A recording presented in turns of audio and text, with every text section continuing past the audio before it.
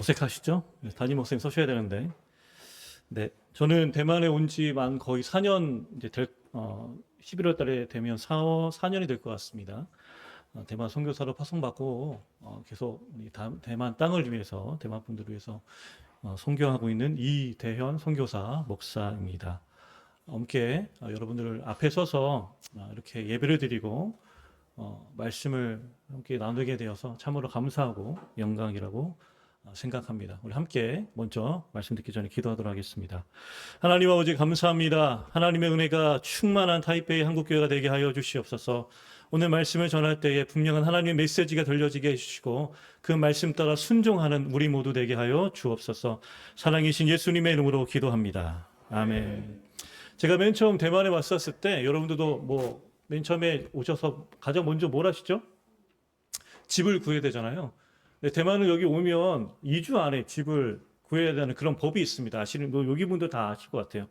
저는 그 얘기를 여기 와서 제 코로나 시기 때 왔기 때문에 정보가 별로 없었거든요. 여기 와서 그 얘기를 듣고 정말 우리 아이들 있으니까 학교 주변에 또 여러 가지 이런 살펴보았는데 여러분 보통 집을 구할 때 어떤 분들이 가장 그걸 면밀하게 보시나요?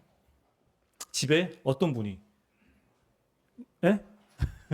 와이프, 네, 부인 되시는 분들이 많이 그걸 이렇게 참고하시고 사실 남편한테 많이 그걸 하시죠, 강조하시죠.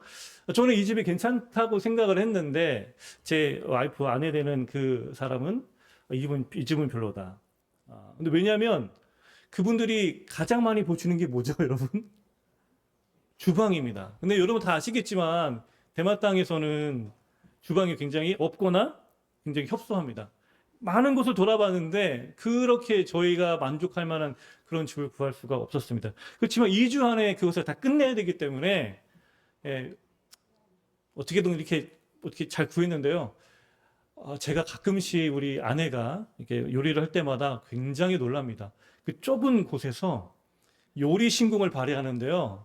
대단합니다. 혹시 아마 여기 있는 계신 분도 아마 그럴 것 같아요. 한국보다 좁은 그 주방에서 여러분들이 요리를 할 때마다 그걸 바라볼 때마다 저건 무공이다. 신공을 발휘하는구나. 어떻게 저렇게 요리를 하지? 굉장히 대단한 것을 보게 되었습니다. 근데 여러분 대만 이 나라가 더운 나라다 보니까 밖에서 사 먹는 문화잖아요, 밥을.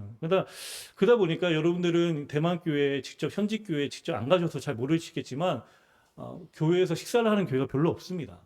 근데 제가 이제 현지 교회에서 가다 보면 식사를 하는 교회, 식사를 하지 않는 교회를 볼 때가 있어요. 식사를 하지 않는 교회를 가면요 분위기가 좀 약간 서먹합니다. 예배만 드리고 바로 가기 때문에 어떤 공동체, 어떤 연합 그런 것이 잘 보이지 않습니다. 근데 한국 교회 영향, 또 한국 목사님 영향을 받은 그런 교회가 있거든요. 또 그런 교회 가면 식사를 같이 합니다. 식사를 하면 뭔가 달라요, 분위기가. 예배를 드리고 같이 밥을 먹고 밥 먹은 다음에 뭐 하죠, 여러분? 이야기 나누고 교제를 나누게 되잖아요. 그 친교가요 굉장합니다. 그러니까 여러분 교회에서 가장 중요한 게 뭐예요, 여러분? 밥 먹는 거 중요합니다. 그렇지만 이 시간은 설교 시간이니까 영적인 밥을 먹는 시간도 중요한 것이죠. 그와 동등하게 교회에서는요 밥을 함께 먹는 것이 그만큼 중요합니다. 우리 대국교도 식사를 하죠? 네, 그래도 식사를 하시는 분들이 준비하시는 분들이 정말 대단한 거예요. 우리 교회를 대국교회를 정말 살찌게 하는 것입니다. 우리 오늘 준비하시는 분들을 위해서 우리 박수를 여러 번 치시는지 모르겠지만 이 시간을 그분들을 위해서 함께 박수를 쳐보면 어떨까요? 잘 먹겠습니다. 네. 교회에 그런 섬김이 살아 있다는 거죠. 여러분 오늘 이 교회는 오늘 말씀을 통해서 교회는 정말 섬기고 환대하는 것이 얼마나 중요한지 우리가 깨달을 수 있을 것 같아요.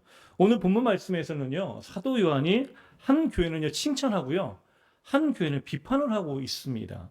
그 칭찬의 유무가 뭐냐면 바로 섬김과 환대를 제대로 하고 있느냐라는 것을 보고 판단하고 있습니다. 자, 이 나눔과 환대가 어떻게 이루어지고 있는지 우리 3절 말씀 함께 읽어보도록 하겠습니다. 3절 말씀입니다. 함께 읽어보도록 하겠습니다. 시작. 형제들이 와서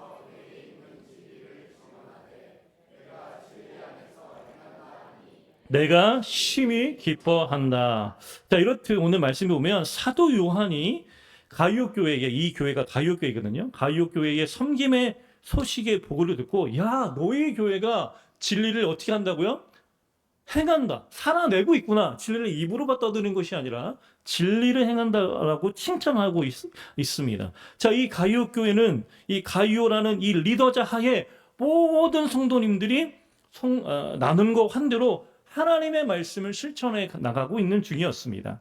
자, 그렇다면 이분들은요, 누구를 섬기는가? 5절 말씀에 기록되어 있습니다. 우리 5절 말씀 같이 한번 읽어보도록 하겠습니다. 시작. 사랑하는 자여, 내가 무엇이든지 형제 곧 나그네 된 자들에게 행하는 것. 자, 누구를 섬기고 있습니까? 오늘 말씀에 보면 나그네를 섬기고 있다고 얘기하고 있습니다. 사도 요한은 이 나그네들에게 보고를 받고요, 이 가이오 교회를 눈여겨보고 있는 것입니다. 그렇다면 나그네들은 구체적으로 누구인가? 바로 복음을 들고 세계를 돌아다니면서 전도했던 사람들을 바로 나그네, 지금의 선교사들이죠, 나그네라고 얘기하고 있습니다. 순회 선교자들인 것이죠. 당시는 교회가 막 태동한 시기였기 때문에 목회자가 부족했습니다. 세계 여러 곳곳에서 교회는 세워지고 있는데 말씀을 전하는 사람이 없었던 거예요. 그래서 사도 바울처럼 이것저것 돌아다니면서 예수님을 전했던 사람들이 바로 이분들이었습니다. 자, 이 순회 선교사들이 어떤 방식으로 사역을 했는지를 또 7절 말씀에 기록되어 있습니다. 어떻게 사역했는지 함께 읽어보도록 하겠습니다. 시작. 이는 그들이 주님의 이름을 위하여 나가서 이방인에게 아무것도 받지 아니하였다라고 얘기합니다. 자, 이분들은 왜 이방인들에게 아무것도 받지 아니하였는가? 당시에는 어떤 철학 사상을 전파하면서 자연스럽게 후원을 받는 그런 시스템, 그런 사회였습니다. 그런 사람들을 일으켜 우리 세계사 시간에 여러분들 잘 들었다면 아실 것입니다. 뭐라고 불렸죠? 소피스트라고 불렸습니다. 우리나라 말로 하면 궤변론자. 말을 너무나 잘하는 거예요.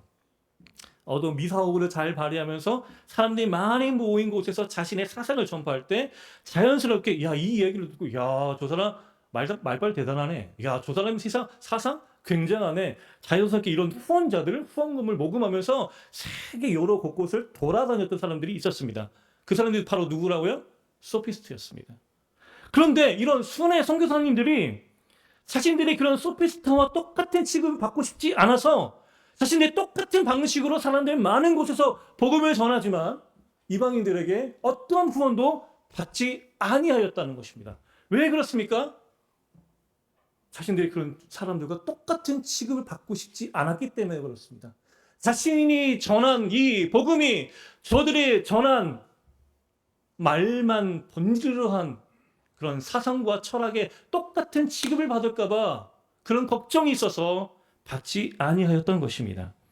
그러므로 이분들을 도와줄 수 있었던 것은 바로 지역교회, 로컬교회였습니다. 순회 선교사님들이 그 지역에 오면 돈도 없지만 돈이 있어도 어떤 숙박시설에 갈 수 없었습니다. 당시 숙박시설은 성적으로 타락한 그런 곳이었기 때문에 이용하기가 어려웠거든요. 그러므로 지역교회가, 로컬교회가 그분들이 오면 환대해 주는 거예요. 자신의 집을 열어서 오픈해서 자신의 집에 섬겨서 그분들을 잘 모셨습니다. 이 가이오 교회에서 따뜻한 환대를 경험한 이 순회 선교사님들이 그 후에 사도 요한에게 돌아가서 보고하는 거죠. 요한님, 제가 가이오 교회를 갔는데요, 저 교회가 저희들을 얼마나 환대했는지 모르겠습니다. 대단합니다, 저분들의 사랑이. 그래서 사도 요한이 이렇게 그들을 칭찬하는 거예요. 6절 말씀입니다. 시작. 그들이 교회 앞에서 너희의 사랑을 증언하였다. 내가 하나님께 그들을 존송하면 좋겠다라고 얘기합니다. 야, 너희들 정말 너희들의 사랑을 들었는데 정말 대단하구나. 앞으로도 이런 순회 선교사님들이 오면 너희들을 앞으로도 잘 존송해 줬으면 좋겠어라고 칭찬 부탁을 하는 것입니다. 그러면 이런 말씀을 읽으면 이런 생각을 가질 수 있을 것 같아요. 손님 초대한 거 가지고 이렇게까지 긍찰을 하는가. 이 정도 베품은 일상적인 친절처럼 보이기 때문에 그렇습니다. 그러나 여러분, 가이오 교회의 이런 오늘 말씀의 환대는요, 단순한 어떤 친절 수준이 아니었습니다. 어떻게까지 섬겼다고 얘기합니까? 6절 중반에 이렇게 얘기하고 있죠. 어떻게 섬겼습니까? 하나님께 합당하게. 그분들의 수준은 단순하게 그냥 뭐 친절한 그냥 뭐 괜찮네 이런 수준이 아니었다는 거죠. 하나님께 합당하게 환대 섬겼다는 것입니다. 하나님께 합당하기가 무슨 뜻입니까? 하나님을 보시듯 마치 그분들이 하나님인 듯 섬겼다는 것입니다. 아니 어떻게 사람을 하나님처럼 바라보고 하나님처럼 섬길 수 있을까요? 이 말씀의 당시의 배경을 읽다 보면요, 이 말씀이 어떤 의도인지 알 수 있을 것 같아요. 당시에는 왕이 보낸 대사가 길을 떠나면 그를 보낸 왕의 위험과 수준에 맞춰서 편의를 제공하는 그런 문화가 있었습니다. 그러니 어떤 대사를 영접하는 것은요, 대사가 대단해서가 아니라 그 뒤에 있는 왕을 생각해서 대접했습니다. 그렇습니다, 여러분. 오늘 말씀의 가위역교회는요, 순회 선교사님들이 왔을 때 물론 그분들이 수고하고 대단하긴 하지만 그분들 때문에 섬겼던 것이 아니라 그분 뒤에 있는 그분들을 섬겼던 그분들을 파송했던 하나님을 생각해서 마치 하나님을 모시듯 섬겼다는 것입니다. 사역자들을 괴롭히는 게 있습니다. 오랫동안 제 마음속에 쓴뿌리처럼 남은 게 있어요. 뭐냐면 제가 하고 있는 이 사역이 혹시 내가 하고 있는 이 일이 헛짓하는 건 아닐까라는 두려움이 있었습니다. 이게 무슨 얘기냐면 여기 계신 분들은 열심히 밖에 나가서 열심히 돈을 모시고 가족들에게 그리고 막 여러분의 인생을 위해서 열심히 돈을 모셔서 어떤 결과론적인 것들이 나오잖아요. 근데 저희가 하는 일은요, 눈에 보이지 않는 거예요. 저희가 하는 일은 복음을 전하면 100이면 100 거절을 당하는 것입니다. 어떤 일이 열매가 일어나지 않을 수도 있거든요. 근데 그런 쓴뿌리가 있습니다. 그냥 내가 나가서 돈이라도 벌면 내 처자식들 윤택하게 살 수 있을 텐데, 혹은 내가 열심히 운동이라도 하면 여러분 앞에 이드 복근 보여주면서 제가 잘났죠라고 보여줄 수 있을 텐데, 제가 하는 일은 그런 일이 아니거든요. 눈에 보이는 일이 아니거든요. 손에 잡히는 일이 아니거든요. 그 안에 올 때마다 내가 하고 있는 일이 헛짓하는 거 아닐까? 이거 헛일 아니야? 라는 그런 두려움이 있습니다. 근데 여러분 오늘 말씀에 당연히 나오신 이 선교사님들도 아마 그런 마음들이 아니었을까? 100이면 100 거절당하고 너 뭐야? 라는 그런 조롱거리를 받았을 것입니다. 근데 이렇게 섬김을 받으면요, 당신은 하나님의 대사입니다. 극진하게 하나님께 합당하게 섬겨줄 때 저는 그분들의 마음이 분명히 아픔이 사라졌을 거라고 저는 생각합니다. 그래서 사도 요한에게 이렇게 보고하는 거예요. 저분들의 섬김이 사랑이 저들에게 힘을 있겠습니다. 다시 한번 앞에 나가서 세계에 나가서 사람들 앞에 나가서 전도할 수 있는 복음을 전할 수 있는 힘을 얻게 되었습니다라고 전했을 것입니다. 여러분, 섬김은 바로 이러한 힘이 있다는 거예요. 지쳐있고 쓰러져 있는 사람들, 사역자들을 세울 수 있는 힘이 있다는 것입니다. 그리고 오늘 말씀에 사도 요한은 가이오교회의 나눔이, 이 환대가 어떠한 또 영향을 발휘하는지 얘기하고 있습니다. 우리 8절 말씀에 같이 한번 읽어볼까요? 8절 말씀 읽도록 하겠습니다. 시작. 그러므로 마땅하니 이는 우리로 진리를 위하여 함께 일하는 자가 되려 함이니. 이 너희들의 섬김이 뭘 얘기하고 있습니까? 진리를 위하여 함께 일하는 자, 진리 협력자라고 얘기하고 있습니다. 당시에는요, 어떤 그 공적인 임무를 띄고 나가면 그에게 숙식과 자원을 제공하는 그런 사람들을 그냥 단순하게 도와주는 사람 이런 게 아니라 운명 공동체, 공동 책임자로 여겼습니다. 그러니까 나가는 사람과 돕는 사람이 같은 일을 하고 있다는 그런 시대였다는 거죠. 근데 여러분, 이 일이 지금도 사실 이루어지고 있죠. 최근에 동계올림픽이 열렸는데 그 올림픽 중에 여러분 우리나라 선수 중에 가장 주목받는 선수가 누구였죠? 전혀 관심이 없으셨나요? 여기는 대만이니까 뭐 나 알 바 없지. 최가은 선수 아시나요? 아마 모르신 분도 꽤 계실 것 같아요. 아주 열 몇 살 그짜리 아주 중학생, 고등학생 같은데 그 친구가 스노보드 타거든요. 굉장합니다. 근데 타는 거 보면 정말 아주 자유롭게 타는데 그 친구가 금메달을 땄어요. 할렐루야! 모르시는 분들에서 제가 말씀드리는 거예요. 금메달 딴 선수가 있어요. 근데 그 선수가 부상을 당해가지고 한동안 이렇게 슬럼프 빠진 적이 있었습니다.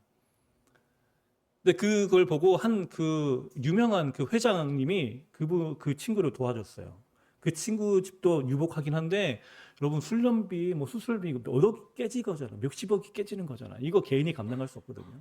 그래서 한 회장님이 도와주셔서 금메달을 그 친구가 금메달을 땄어요. 대단한 일이죠. 근데 여러분 그 금메달이 그러면 그 최가은 선수가 이 금메달은요 제가 열심히 해서 이건 제 것만이에요. 저만의 것입니다라고 말을 했다면 이 말이 되겠습니까? 금메달의 영광이 물론 자기의 수고로 된 것이기도 하지만 자기를 후원해줬던 분들의 그러한 후원이 있기 때문에 된 거잖아요. 금메달도 그분들에게 이어진 것입니다.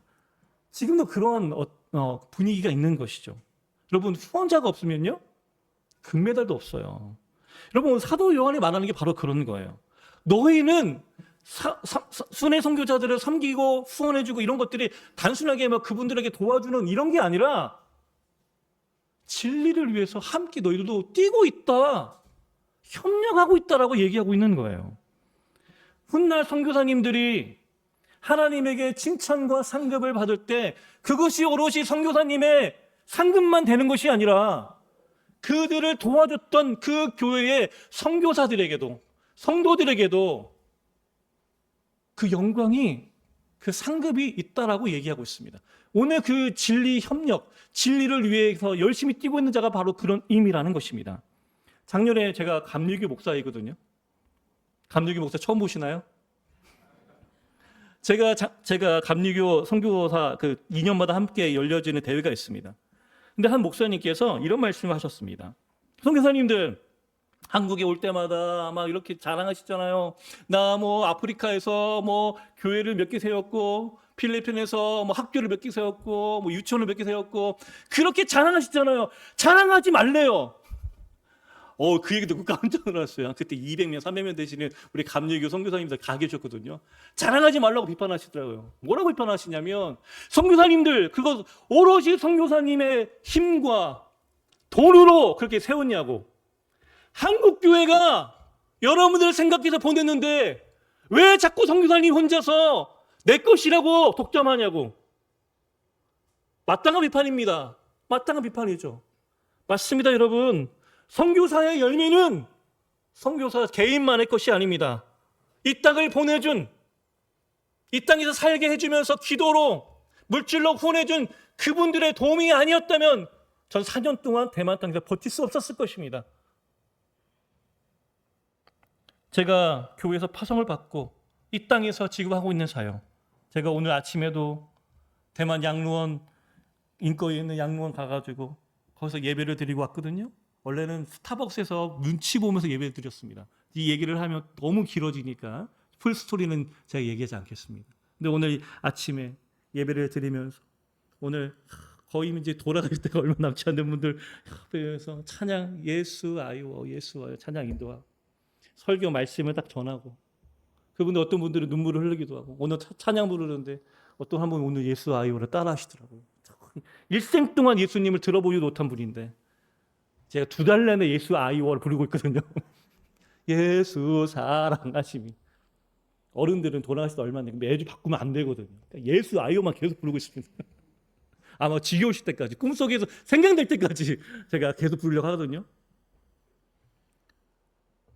제가 화요일마다는 유치원에 가서 우리 또 아이들에게도 복음을 전하고 있고 또 제가 우리 대만 선교사회 MK 부장을 맡게 되어서 저번 설날에 우리 30몇 명 되는 우리 MK 아이들과 또 복음을 함께 나누고 이제 이런 사역을 하고 있는데 여러분 이 사역에 열매가 있을 때 저 혼자만의 것이 되겠습니까? 아니죠.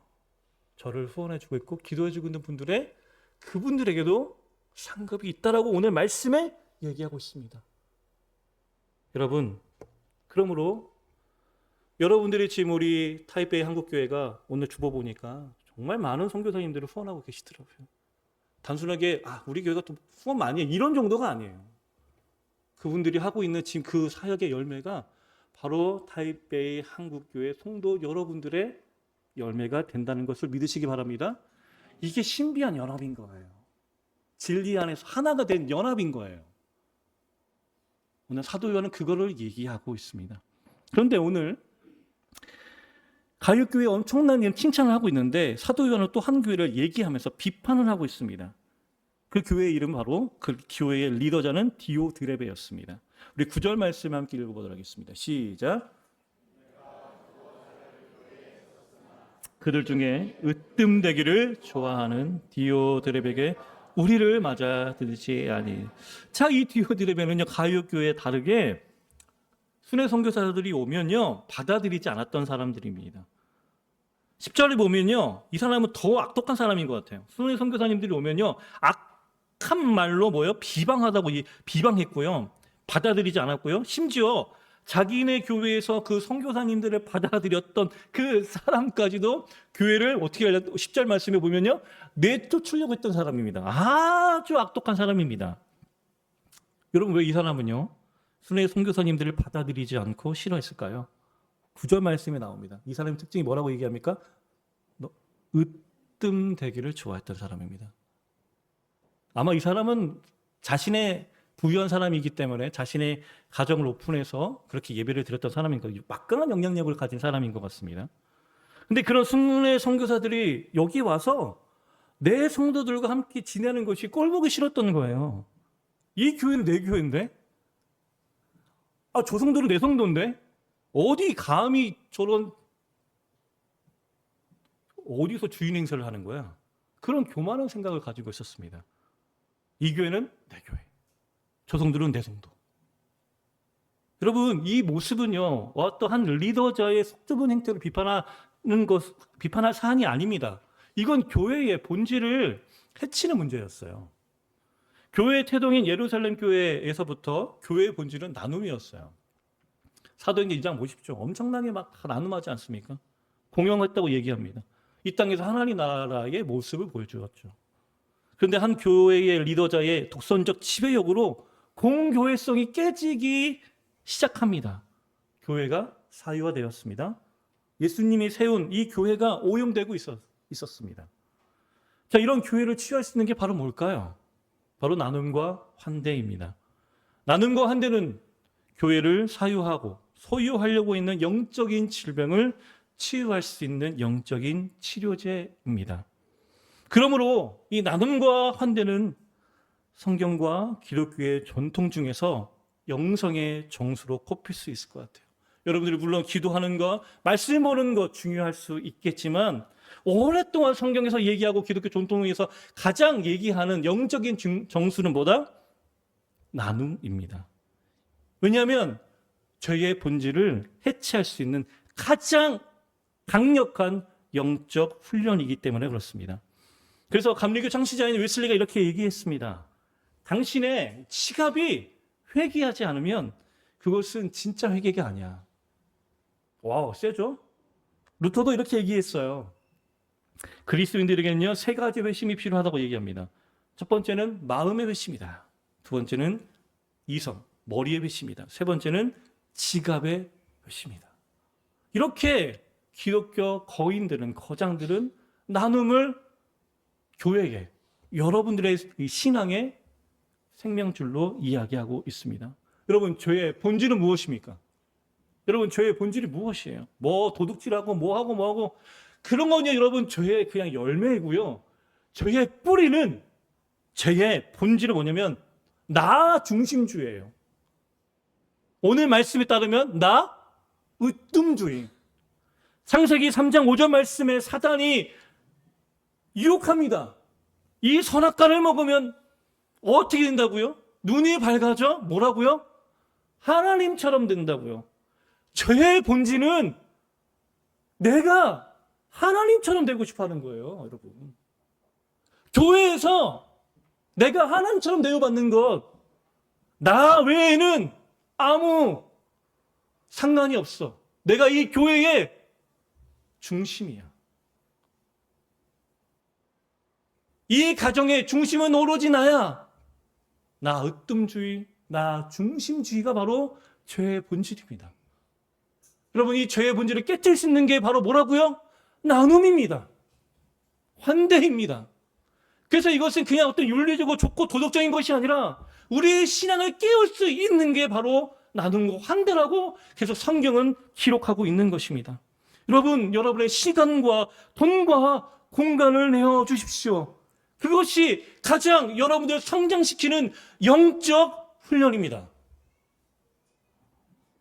이런 얘기하면 아멘을 안 하시더라고요. 여러분만 그런 것이 아닙니다. 부담스럽죠. 사랑하는 우리 대복교회 성도 여러분, 오늘 가이오 교회와 디오드렙의 교회의 모습을 보면서 우리는 어떤 교회인지, 나는 어떤 모습에 가까운지 성찰해 보았으면 좋겠습니다. 세상은 점점 디오드렙처럼 변해가고 있습니다. 으뜸이 되게 원하는 사람들이 너무 많아요. 사회에서의 가칠, 학교에서도 우리 아이 이렇게 저렇게, 그런 뉴스를 보면 뭔지 아십니까? 우리 아이가 이 세상의 우주가 되어야 되거든요. 이 교실에서 우주가 되어야 되거든요. 중심이 되어야 하거든요. 이런 걸 못 참는 거예요. 어떤 피해받고 이런 것들을. 세상은 점점 디오드렙처럼 바뀌고 있습니다. 여러분, 이제 남는 이 세상에 최후의 보루는 교회밖에 없습니다. 우리 타이베이 한국교회, 세상은 이렇게 팽배해져 가고 있지만, 자아 중심적으로 팽배해지고 있지만, 이 교회에서는요, 환대하고 섬기고 사랑하는 그런 교회가 되기를 축복합니다.